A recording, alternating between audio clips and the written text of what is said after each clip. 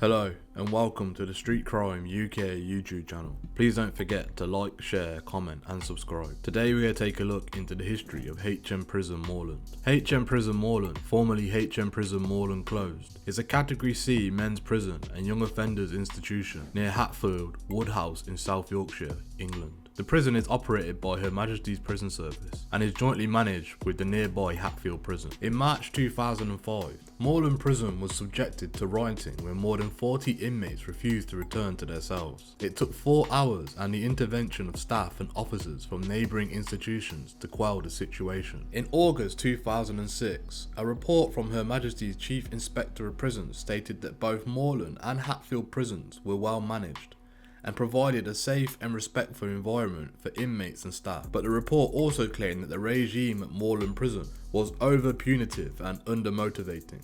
On the 14th of July 2011, it was announced that HMP and YOI Moorland would be put out to tender, accepting bids from private companies and the HM Prison Service for the management of the establishment. In 2011, Moorland Open Prison was renamed Hatfield Prison and Moorland Closed Prison was renamed Moorland Prison. In July 2011, it was announced that Moorland, along with several other publicly operated prisons, would be market tested, allowing private operators as well as HM Prison Service to tender for the contract to operate the prison. Moorland is a prison holding Category C adult males and young offenders. Prisoners are either released straight from Moorland or are transferred to Hatfield Prison. Accommodation at the prison is divided into 7 house blocks with a total of 180 double cells and 614 single cells. House blocks 1, 2 and 5 and 6 are residential 1 prisoners, while house blocks 3 and 4 residential 2 prisoners, also known as VPs,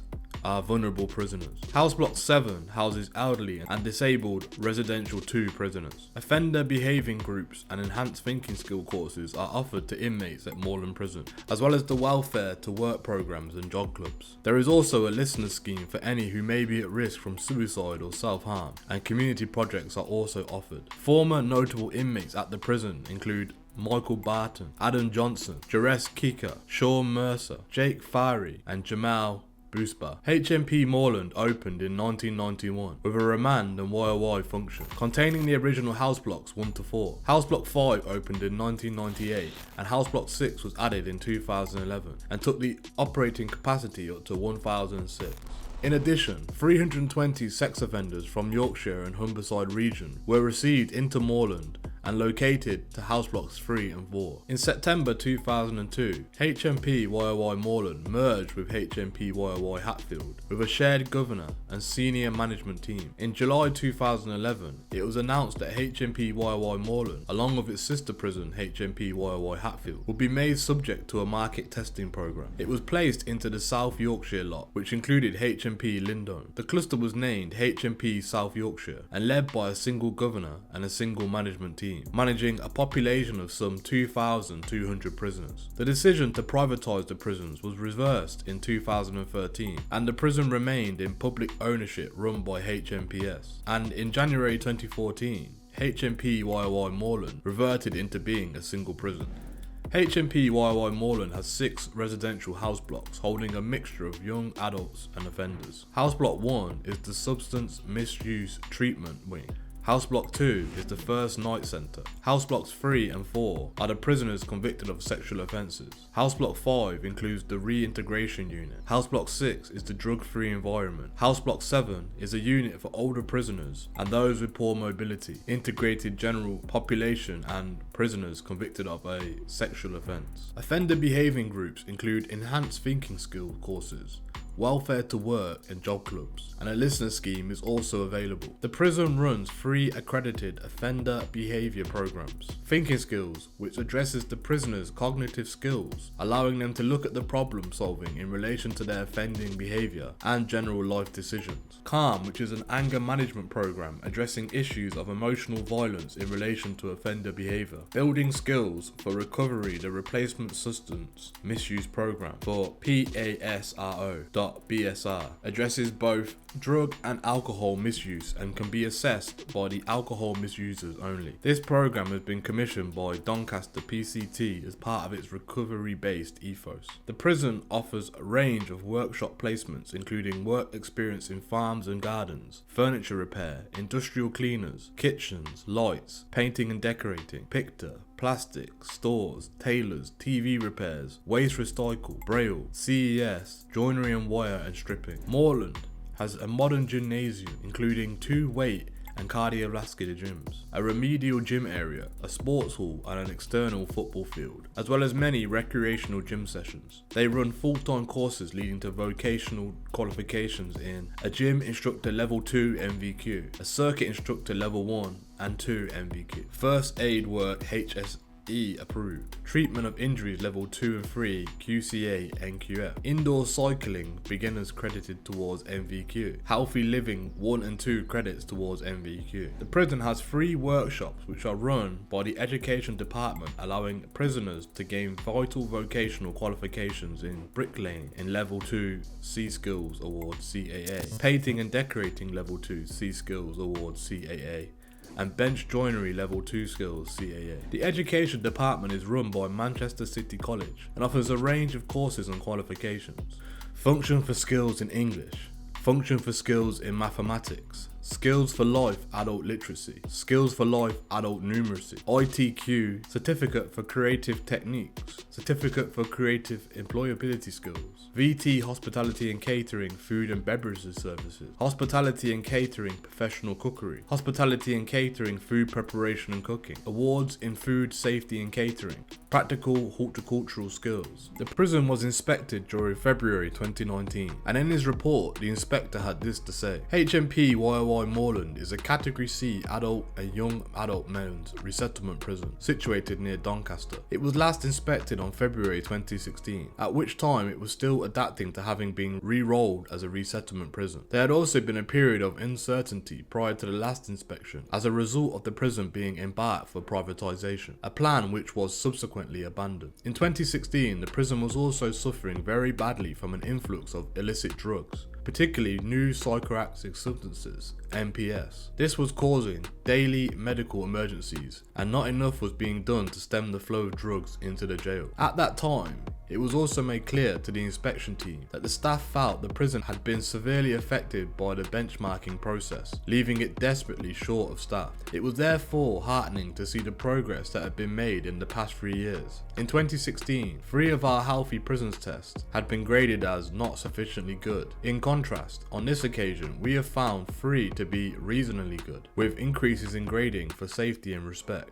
Given the context in which prisons such as Moorland have been operating over the past few years, this is a significant achievement and testament to a huge amount of hard work by all the leaders and staff at Moorland. We found Moorland to be a very different prison to the one we inspected in 2016. Levels of violence had not only stabilised, but actually decreased, clearly bucking the national trend over that period. However, despite the fact that overall levels of violence had dropped, assaults against staff had doubled and were higher than in similar prisons. There is still more to do to deal with the violence, but the way in which it is now being analysed was positive, as was the support being offered to the victims. The use of force by staff had increased since the last inspection, and recording was generally good, although some aspects of governance needed to be improved. Along with the reduction in violence, it was also notable that the prevalence of NPS seen at the last inspection had increased. There was a comprehensive drug strategy and good work between security department and substance misuse. It was concerning that levels of self-harm were very high, and in light of this, it was disappointing that there were insufficient listeners. One of our main recommendations from this inspection is around the need to analyse, understand and respond to whatever lies behind the high levels of self-harm. Staff-prisoners relationships had improved considerably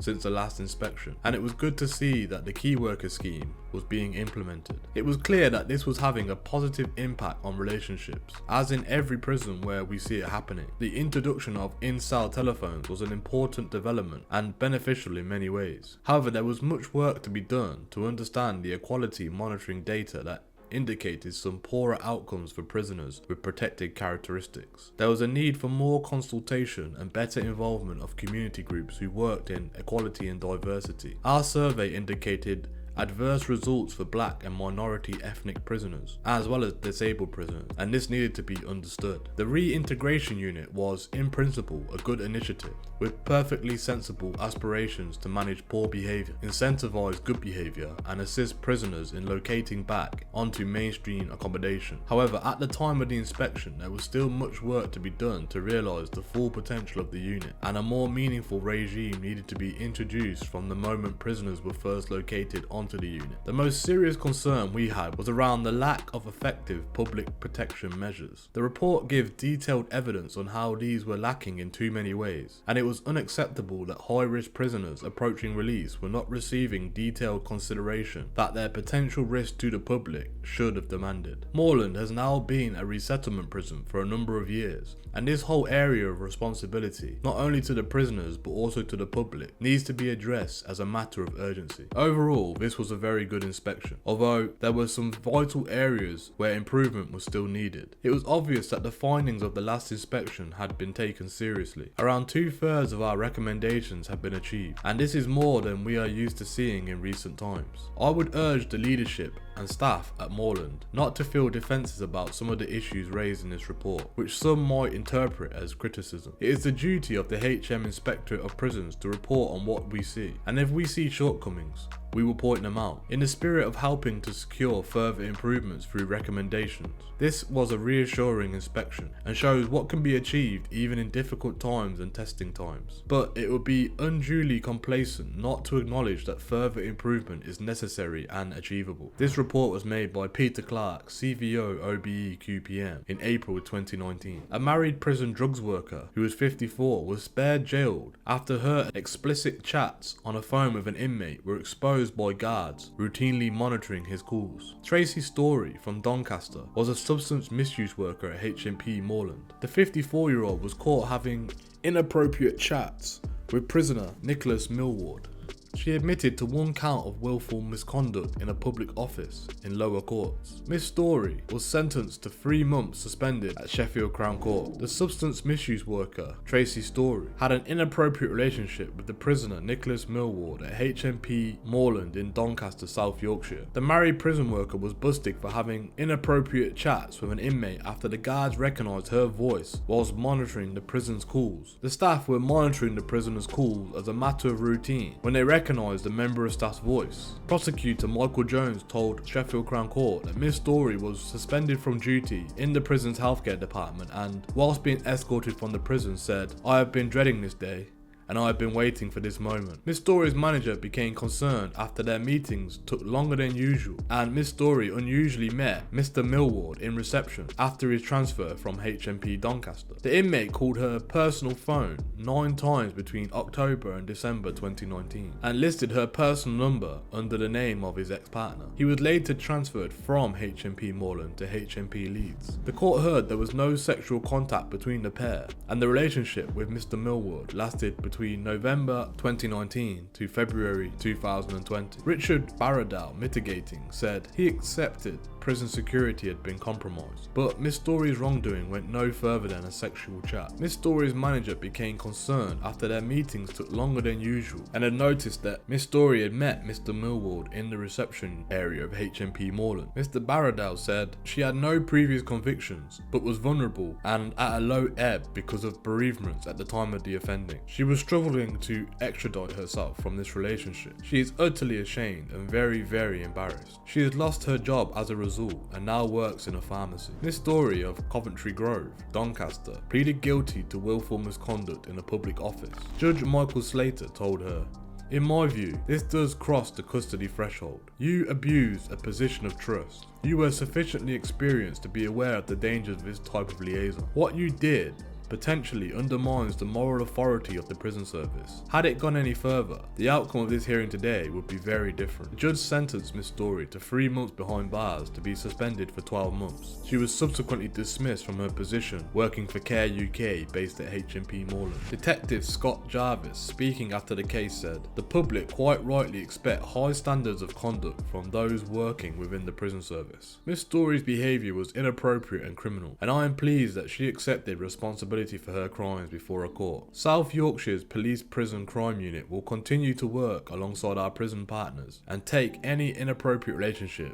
or any other form of corruption very seriously. We will pursue anyone engaging in such activity and remove them from employment in Her Majesty's prisons. Those involved in serious criminality will find themselves converted from employee to inmate. Security Governor for HMP Moorland, Emma Moline, said, "We are pleased to work in partnership with South Yorkshire's Police Prison Crime Unit, who took prompt action on this case to support us in tackling inappropriate action and corruption within the prison." The reason for Mr. Millwall's imprisonment was not discussed in the court, and the CPS did not provide any details when requested. There was another incident where an inmate had dosed a prison guard with urine and had escaped being sent back to jail. Aaron Stubley had been serving a 5-year prison sentence for burglary at HMP Moorland when he squirted a prison officer with urine from a shampoo bottle. A convict who sliced part of his ear off days before squirting urine in a prison officer's face because he was someone he didn't like had avoided being locked up again. Aaron Stubley had been serving a 5-year prison sentence for burglary at HMP Moorland and had struggled with his mental health throughout the beginning of the COVID pandemic. The 32-year-old had pleaded with the prison service to move him into a prison closer to home in Middlesbrough, but it felt as if he was being ignored,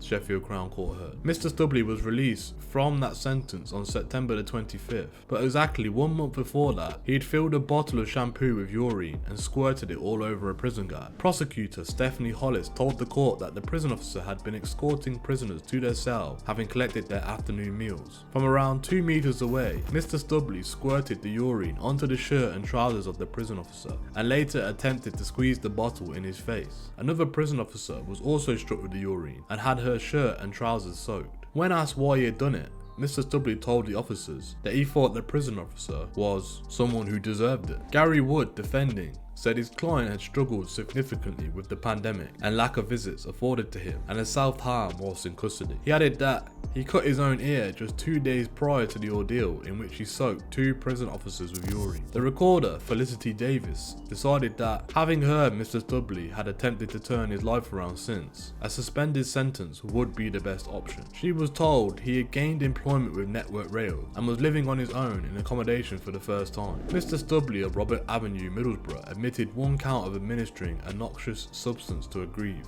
injury and annoy, and was handed a 20-month prison term suspended for 2 years. He must also complete 20 rehabilitation activity requirement days.